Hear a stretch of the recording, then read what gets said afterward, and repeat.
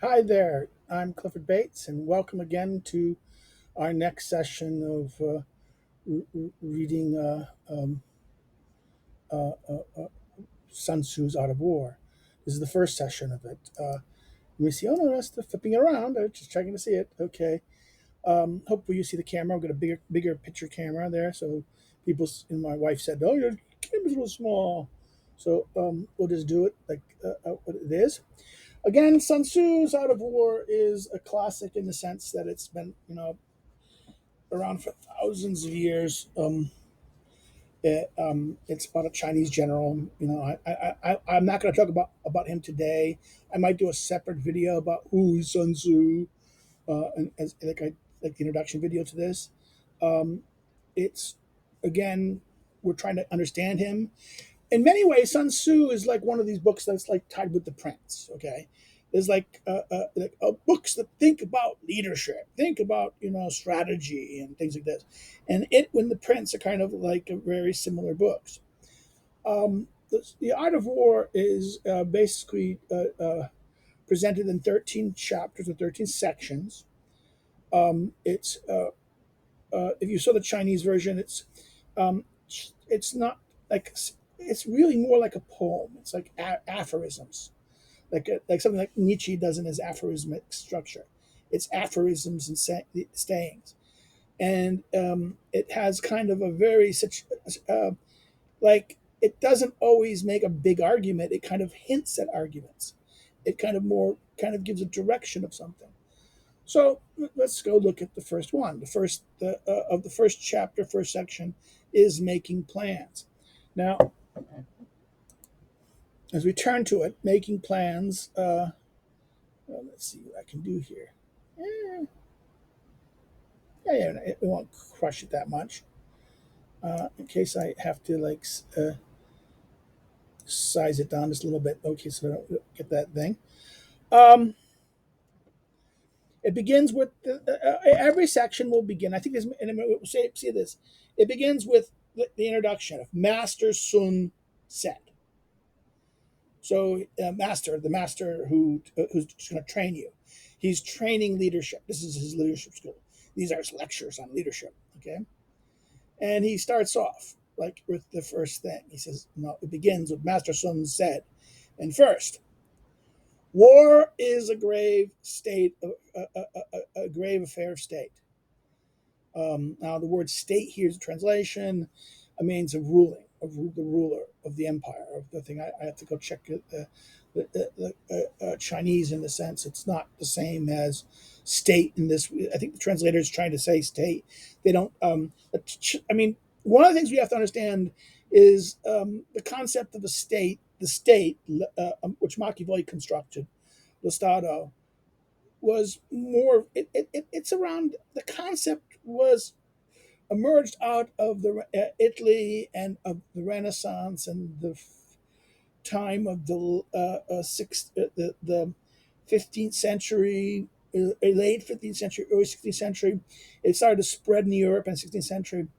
It really didn't spread elsewhere. In fact, it was what was before, particularly in the Arab world, it was still being defined by the Greco-Roman, particularly the Greek, construction of the polis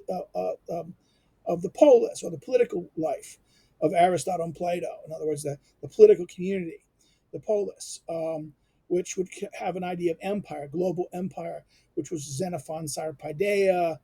So there was this tension between polis and cosmopolis, as the cosmos, the whole world, and the polis was simply just the city that becomes ruler of the world. Um, the Greco conception of rule was more discrete. It was not based on, it was a structure. It was conception of rule. Um, the Asians did not have political structures as the Greeks did. They had mastery. It was kind of more like kingship and uh, um, uh, despotic rule. If you were reading Montesquieu, Montesquieu would say that the Asian world is a world of despotic rule, that the concept of master and slave, where force and coercion is holding everything together. and that political rule is uniquely from from the Hellenistic period onwards, and it was lost at a certain time, rather in the second century BC, with the rise of empire, the Roman rule, and first rise with Alexander and his father Philip, and then later with the rise of Rome, and then finally with Caesar, it kind of kills the republic, and hence killing the. Because remember, the republic is this. Now. Why are we talking about this? Why are you talking about these Roman things? You're talking about Sun Tzu. Well, it's one of the things we're going to have to overcome is our Western interpretations, the idea of the state. He's not talking about a state in this sense. It can apply to it's a concept of the ruler who's ruling, who's in charge, and therefore war is a grave affair of those who rule. Okay, next clause in that sense. It is the place of life and death, comma, a road to survival and extinction, a matter to be pondered carefully. War is to be pondered. It is about what? It's about life and death, survival or extinction. And because it's these things, it needs to be thought about, pondered, thinking about things carefully. Now he says, now he goes to the thing. He goes, there are five fundamentals, okay, for this deliberation. So, in other words, the pondering, he's implying that the pondering is going to be a deliberation. What is deliberation? It's kind of like it is the use of our mind, our intellect, to decide what we should do. So, we're going to deliberate. Deliberation can be within ourselves and also amongst ourselves. In other words, human beings can not only deliberate individually, but we often do this. That's what politics is. The difference between normal rule and politics is in rulership, there's one who rules or a group who rules, and the other are servants or slaves, subjects. Political rule is where everyone is equal in that sense, and not necessarily perfectly equal, but there's this idea of the citizen. The citizen is one who shares and rule. In other words, he's both ruler and ruled. That everyone is ruler and ruled. Those who are citizens. Whereas mastery is that there's a one who's the master, or a group that's the master, and the others are to be the servants or the slaves. So he talks about this. There are five fundamentals for deliberation, for making comparisons, and for assessing conditions. Where are they? Here's the five: the way, heaven, earth, command, and discipline. Well, okay, he's given us five. He's given us names of them. Now, in the next group of stanzas, he's going to describe each one. The way. The way is what? Well, the way is literally, he says, the way causes men to be of one mind with their ruler, to live and die with them, and never to waver. So, what is the way? The way is the values. These are the things that causes men to be of one mind. What they think about things, what they hold with their rulers, like ideology, we can say maybe. That's one of ways. Belief systems, and that they're willing to live and die with them, and never waver in that sense. So that's the way. The next, heaven. Heaven is yin and yang, hot, cold and hot, the cycles of seasons. Now, I think this is a typo in the text because it should be over here, earth. Earth should be over there. I think this is a mistake in the text. I would look in my edition I have here. And yes, see, in the edition, earth is like that. So Google Books has a little typo in it. This is the other Google book. Remember the cover. This is the one. This is the other one I talked about. Again. Earth is. So, what is this? Earth is what? Height and depth, distance and proximity, ease and danger, open, confined ground, life and death. So let's go over to heaven. What is the heaven? Heaven's the things above, right? The metaphysical thing, the yin and the yang. Now, the yin and the yang are it is Zen concepts of two forces. I'm not going to be a Zen master. I'm not going to talk about that. You can always check it up on Google to understand yin and yang if you want more. I think about that again. This, I mean, I'm more interested in not necessarily the Chinese philosophy or the metaphysics, but the lessons that he offers here. Then what is heaven? The hot and the cold. It's the weather, right? The weather. The cycles of the seasons. Spring, winter, rain, weather. So this is the forces of the nature, the forces of the sky that comes down. Next, the Earth is what? It's the physical world, height and depth, right? Distance and proximity. Distance means distance and no distance far away. Proximity means things are close, right? Ease and danger. In other words, something that's easy or safe, not that difficult, and things are very dangerous. Okay, and then he goes open or confined ground. Open ground means like an open field. Confined is something that's walls or something that your cave is closed in. Ground. The ground is the thing that you stand on. And then, last but not least, Earth is life and death. Okay. Now, command. That's the fourth of the things. He says what? It's wisdom, integrity, compassion, courage, severity. He gives again. It's interesting. So the way you have the way go back. Let's go back to the way. It's basically two affirmations. It's to live and it's two. It's two a certain kind of points. To be with one mind with the rulers and to live and die with them and never waver. Right. Okay. It's really one point, but it's actually 2 points in that sense. Heaven. Well, it's the yin and yang, the hot and cold, and the change of season. 3, right? Then earth is 5, right? Now, height and depth, proximity to this, open ground, 5. And then next thing we get is command, again, is 5. Wisdom, integrity, compassion, and courage and severity. Of course, wisdom means, wisdom here is it's kind of knowledge. It is knowing what is, it's not only knowledge, it's knowing what is the right thing to do. What is the truth? What is the correct? What is the proper? What is the thing that needs to be done? It's knowledge. It's complete knowledge in the sense. Integrity means good faith, that you're honest, that you're going to keep your word. Compassion means you care about other people, that there's care for the other person. And not it doesn't mean it means that you're not it's for you only for yourself and only care for you, that you actually have sympathy for other people. Courage means not boldness and madness. It's able to overcome fear, manage and adapt, addressing fear in that certain way to be able to confront fear and confront dangers. And severity means you will be harsh, you'll be tough, you'll be severe. Severe is kind of like a person who's going to not be soft, is going to be someone who's hard. Now, we've doing the last one, discipline. And discipline, hold on. I need to go over here. Discipline is 3 things.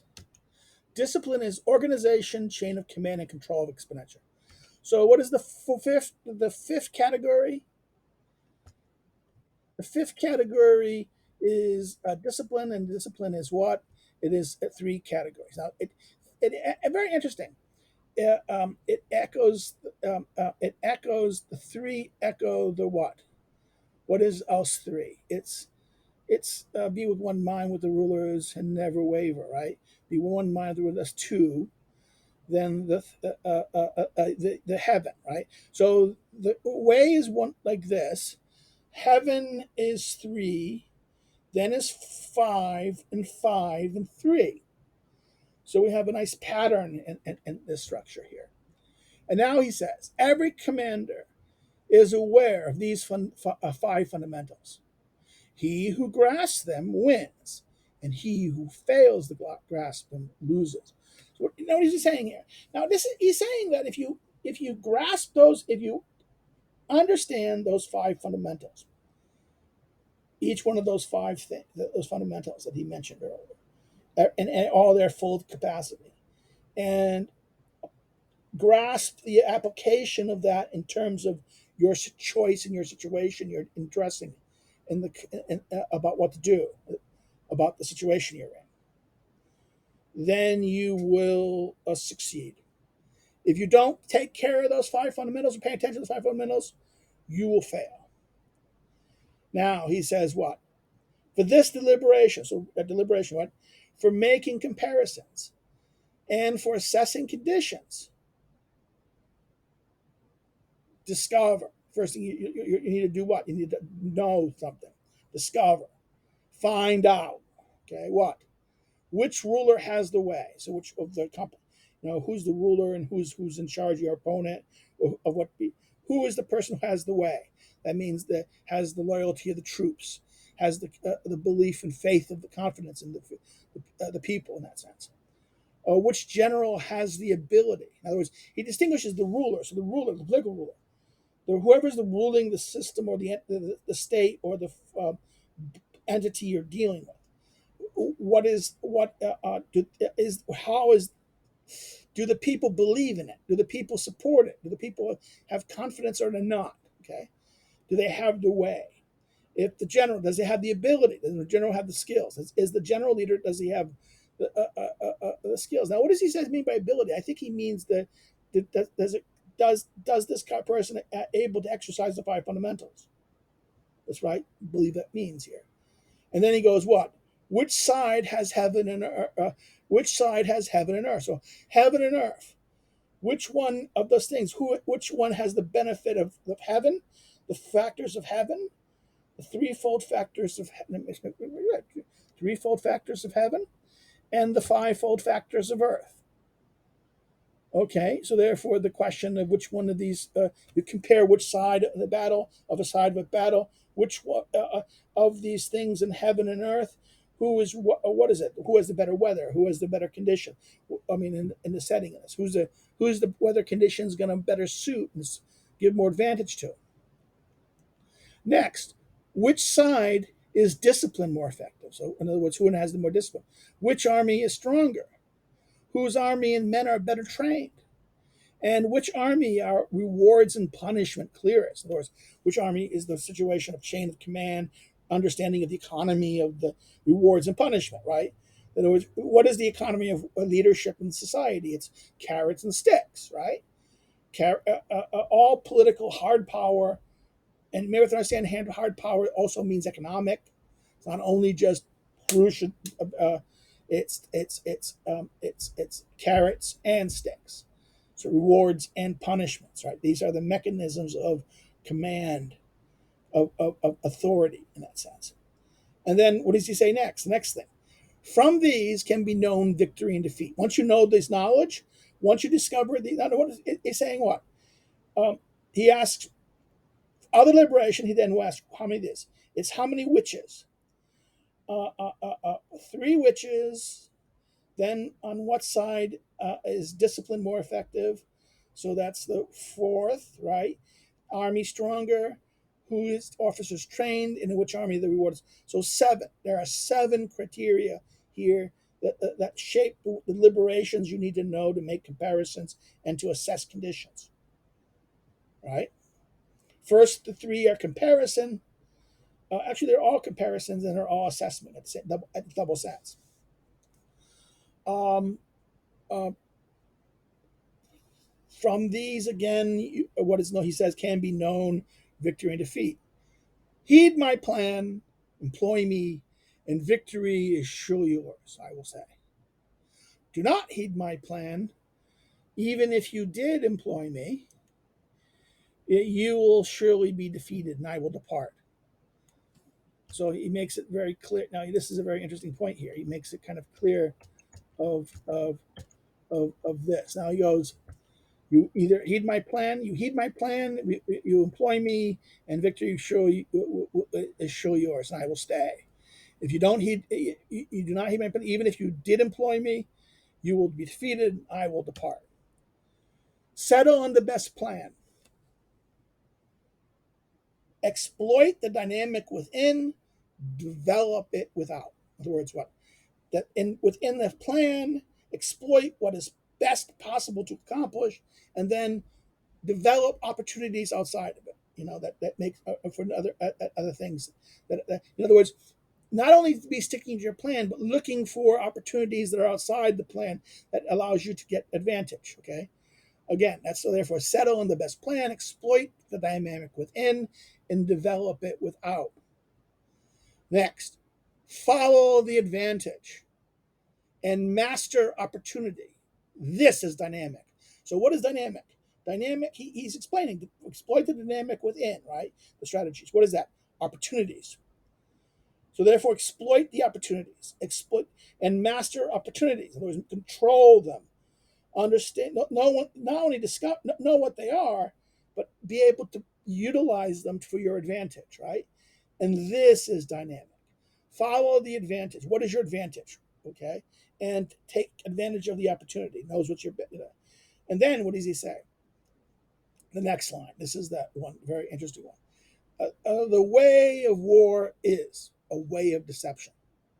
Famous line. This is one of those things always on T-shirts or poster boards. The way of deception. Way of war is the way of deception. When able, feign inability. When deploying troops, appear not to be. When near, appear far. When far, appear near. Lure with bait. In other words, luring is to bring like a fish. The lure that attracts the fish to go to the hook, right? So you can fish. The lure is lure with bait. So offer your enemy something attractive that they will come or do something. And then strike with chaos. That's even very chaos. We think is this out of order chaos. In other words, striking requires discipline, order, things.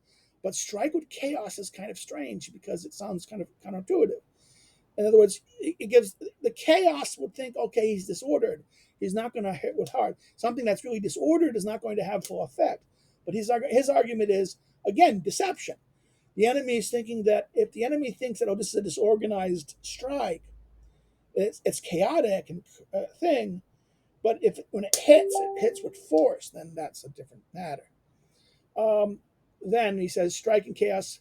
If the enemy is full, if the enemy is full, okay, I'm real worried about this. I'm checking at this.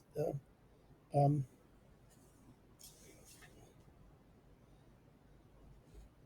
yeah, if the enemy is full, be prepared. If strong, avoid him. In other words, if the enemy is full, if he's like full of his resources, full of his things, you know, be prepared that he's going to come. If he's ready, if he's full and he's fed and he's ready, equipment with everything he needs, something's going to happen. If he's strong, don't confront him. In other words, if he's angry, disconcert him, make him if he's angry and disconcert, it makes him agitate him, create problem, make him angry or make him another way angry, but do something that it will irritate him. Force him to kind of shape his attention or do something. If he's weak, stir him with pride. In other words, come on, you can beat me. You can stir with pride. If he's relaxed, if he's easy, harry him to the point where force him to do things. If his men are harmonious, split them. In other words, if his men are harmonious, you need to create disunity amongst them. Attack where he's unprepared. Don't attack him where he's prepared. Attack where he's unprepared. Appear where you're unexpected. In other words, that's kind of tied to the unexpected. The enemy will organize figuring out where you're going to attack from. That's where they expect you. He's saying, don't attack where you're expected. Attack where you're not expected. And he says at last this sentence, this is victory in warfare. This is victory in warfare, being able to learn these kind of tactics, achieving these things he's just talked about. The way of war. Now he started with the deception. It says feigning an ability, deploying where he appears not to be, near when far, far when near, lure with bait, strike with chaos. Enemy full, be prepared. If he's strong, avoid him. If he's angry, desert him. If he's weak with pride, if he's relaxed, harry him. If he's harmonious, split him. When he's attacked, attack where he's unprepared. Appear where he's unprepared, and appear where. So that's 15. Okay, in that sense, right? This is 15 in that sense. Now, let's do the next one. Uh, uh, in other words, it cannot be divulged in advance. Sorry, the victory is this is victory, and it cannot be divulged in advance. In other words, you can't know victory in advance. You might have to know only when it's the evidence is in front of you. You can't always know. Victory belongs to the side that scores the most in the temple calculation before battle. This is a strange meaning. The temple calculations mean of those things we've talked about, all these events, all these factors of the five fundamentals and the things that he's discussed, all those factors. The people who score the best will win. That's the probability model. There's kind of a probability model here in that sense. Defeat belongs to the side that scores least. So he doesn't really believe that there's, in the temple calculation before battle. The most spells victory, the least spells defeat. None, no value, sure defeat. And he wraps it up. I see it this way, and the outcome is apparent. And this ends the first chapter. So he's kind of told us what victory entails of. And notice something. It's very deterministic. He thinks, in many sense, that there's, in other words, there's not, in one sense, there's chance involved, but chance is not. But chance is kind of something you can control here, something that can be controlled or mastered in that sense. It's a factor within the thing that you can't deal with. Now, this, in one way, this does sound like Machiavelli, but in another way, it does not. It's much more universalistic, much more everything is the certain way, and there's no luck, and there's really. I mean, I'm not saying there's no luck. I'm saying he seems to suggest that you can overcome luck much more than Machiavelli appears to say. So, therefore, this is how I would end this little thing in our first little talk. Well, if you liked what this is, please say like. Like it. Um, there's some information below. You can follow. You can, if you want to see more of these, please subscribe. Share with a friend, please. You can find me on social media, my social media stuff, information below. On this, I let you guys go and see you next time.